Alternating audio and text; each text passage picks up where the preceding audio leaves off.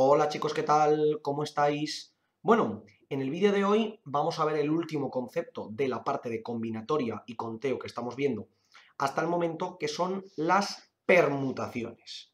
Lo voy a poner por aquí, permutaciones, ¿vale?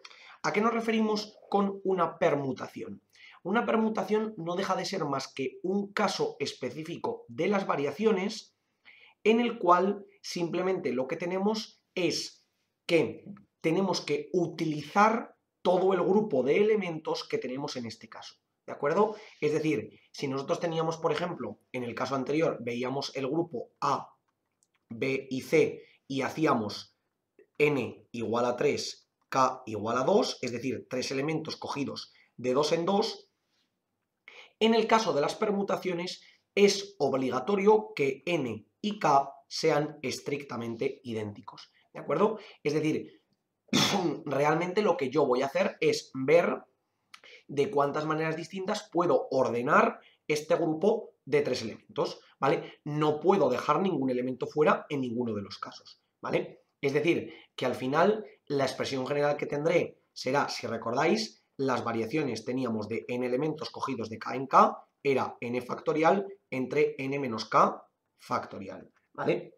Y esto, si nos damos cuenta, en este caso sería 3 factorial entre 3 menos 3 factorial. Y aquí lo que vemos es 3 factorial entre 0 factorial, y si recordáis, 0 factorial era siempre igual a 1, es decir, 3 por 2 entre 1, es decir, deberíamos tener 6 elementos, ¿vale?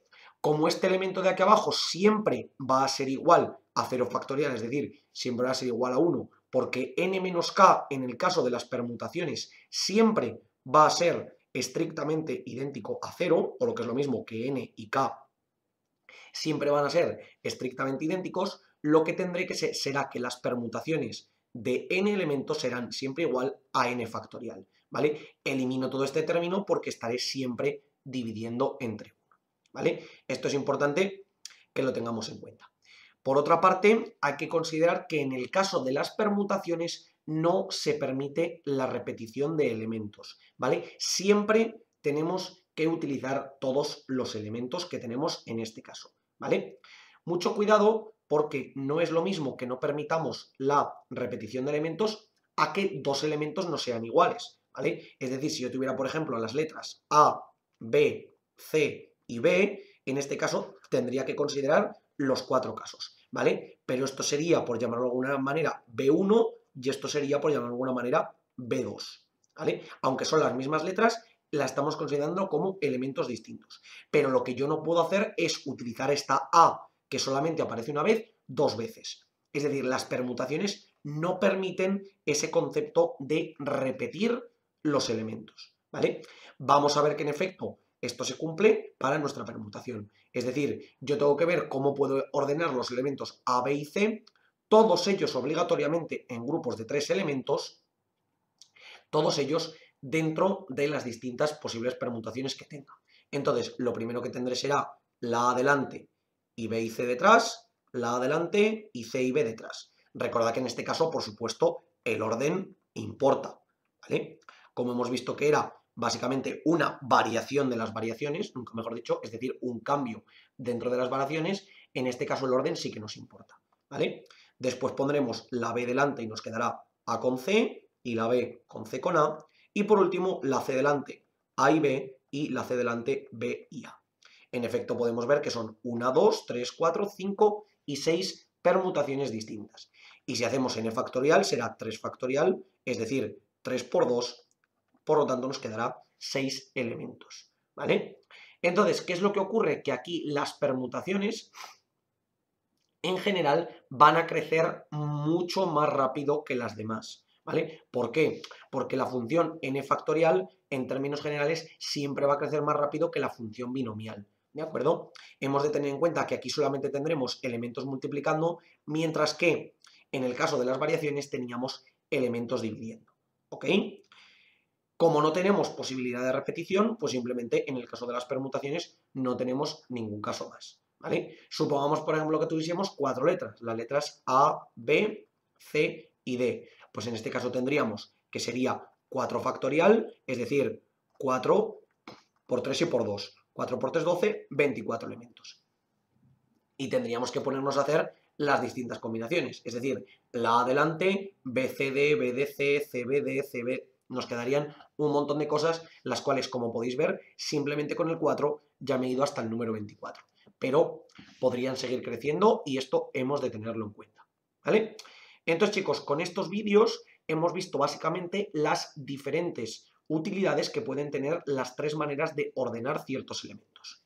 Lo primero que teníamos eran las combinaciones que nos permitían ordenar unos grupos más pequeños en el caso de no tener repetición o incluso más grandes en el caso de tener repetición de diferentes elementos sin importar el orden, es decir, que el elemento A, BA era estrictamente idéntico al BAA, por ejemplo, porque lo único que importaba era que ciertos elementos fueran distintos. En este caso tendríamos las combinaciones, ¿vale? Nos sirven, por ejemplo, para ver diferentes grupos de personas, los cuales no importa en qué orden los escojamos. Después teníamos las variaciones. En las variaciones el orden sí que era muy relevante. Veíamos que podía influir en un número. Por ejemplo, el número 358 no es lo mismo que el 853 y no es lo mismo que el 385. Y sin embargo los elementos son los mismos, ¿vale? Por tanto, aquí tendríamos un concepto de variación y aquí tendríamos un concepto de combinación, ¿de acuerdo? En este caso también podíamos utilizar menos elementos en caso de las que no tenían repetición e incluso más elementos en las que sí que tenían repetición, ¿vale? Con ese n elevado a k. Y por último tenemos las permutaciones, que las permutaciones no dejan de ser más que un cambio dentro de las variaciones en las cuales nos obligan estrictamente a tener que utilizar todos los elementos sin poder repetirlos en ningún caso, ¿de acuerdo? Es cierto que realmente las permutaciones podríamos incluirlas dentro de las variaciones como ese caso específico, pero como suele ser una situación que se da de manera bastante frecuente, se saca en muchas ocasiones como un caso especial. Pero bueno, si la queréis incluir simplemente como un caso, ese caso especial dentro de las variaciones, sería igual de correcto, porque ya habéis visto que al final proviene de esta parte, es decir, la fórmula general proviene directamente de la parte que tenemos aquí de la variación, eliminando en este caso el denominador, o mejor dicho, no eliminándolo, sino considerando siempre como 1, ¿ok?